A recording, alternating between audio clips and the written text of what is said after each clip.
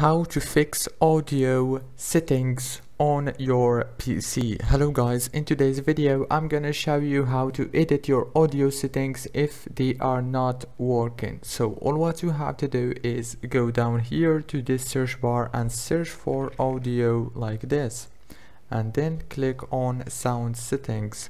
After you click on sound settings, now all what you have to do is click on sound control panel, and you will find many options here. Here you can manage the microphone or the sounds, as you can see, and you can also manage the communications or the playback if you want. If you want to enable, for example, this one, click on your right mouse and click the enable, or disable if you want.